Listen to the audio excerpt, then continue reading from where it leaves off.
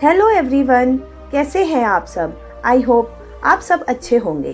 दोस्तों, ये तो हर कोई जानता है कि रतन टाटा जी दुनिया को अलविदा कह चुके हैं। आज सबकी आंखें नम है, लेकिन वो हमेशा देशवासियों के दिलों में राज करेंगे। वो बहुत बड़े बिजनेसमैन थे। बिजनेस के साथ साथ उन्होंने देश के प्रति अपनी जिम्मेदारी को भी अच्छे से निभाया था।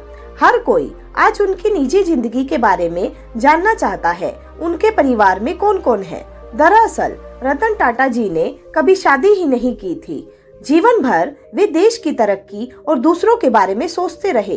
वे भारत के लोगों के लिए ही नहीं बल्कि दुनिया भर के लोगों के लिए एक मिसाल से कम नहीं थे। उन्होंने टाटा ग्रुप को अपनी सूझबूझ से बुलंदियों पर पहुंचाया और आज भी टाटा ग्रुप भारत की सबसे ज्यादा कंपनियों वाला ग्रुप है। टाटा ग्रुप इतना बड़ा है कि यह नमक से लेकर जहाज तक बनाता है। रतन टाटा ने अपने जीवन में कई कामयाबी हासिल की थी। उन्हें पद्म भूषण और पद्म विभूषण से भी सम्मानित किया गया था। क्या आप उनकी प्रेम कहानी के बारे में जानते हैं? उन्होंने खुद ही ये कहानी शेयर की थी। रतन टाटा जी के पास सब कुछ था, लेकिन उन्हें एक दर्द था जिसका जिक्र उन्होंने अपने मैनेजर शांतनु की स्टार्टअप गुड फेलोज की ओपनिंग के दौरान किया था। उन्होंने कहा था, आप नहीं जानते कि अकेले रहना कैसा होता है।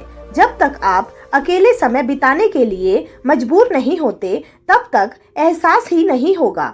85 साल के बैचलर रतन टाटा जी ने कहा था कि जब तक आप वास्तव में बूढ़े नहीं हो जाते, तब तक किसी को भी बूढ़े होने का मन बिल्कुल भी नहीं करता है। रतन टाटा जी की शादी नहीं हुई थी, लेकिन ये प्यार अधूरा रह गया। रतन टाटा जी को एक कंपनी में काम करने के दौरान लॉस एंजलिस में प्यार हुआ था, लेकिन वो उस समय उस लड़की से शादी करने ही वाले थे। तभी अचानक उन्हें वापस भारत लौटना पड़ा, क्योंकि उनकी दादी की तबीयत ठीक नहीं थी। रतन टाटा को ये लगा था कि जिस महिला को वे प्यार करते हैं वह भी उनके साथ भारत आ जाएगी।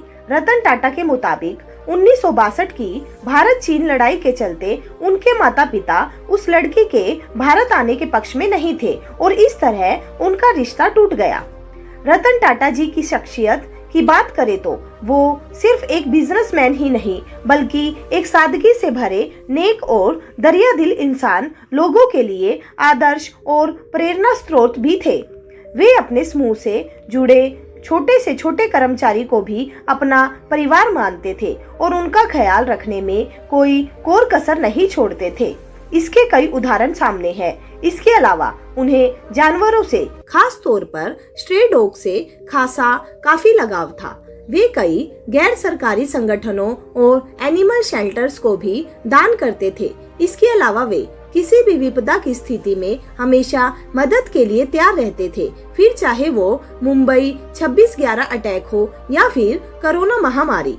साल 1868 में शुरू हुए कारोबारी घराने की कमान अपने हाथों में लेने से पहले रतन टाटा ने 70 के दशक में टाटा स्टील जमशेदपुर में काम किया। जब कारोबार की सभी बारीकियां समझ में आ गई, फिर उन्होंने ग्रुप में अपनी दमदार एंट्री की और अपनी मेहनत और काबिलियत के दम पर घरेलू कारोबार को आसमान की बुलंदियों पर पहुंचाने का काम किया। रतन टाटा जी ने 1991 में पूरे ग्रुप की कमान अपने हाथों में ले ली थी। दोस्तों, अगर आप हमसे रतन टाटा जी के बारे में कुछ और भी जानना चाहते हैं तो हमें कमेंट करके जरूर बताइएगा।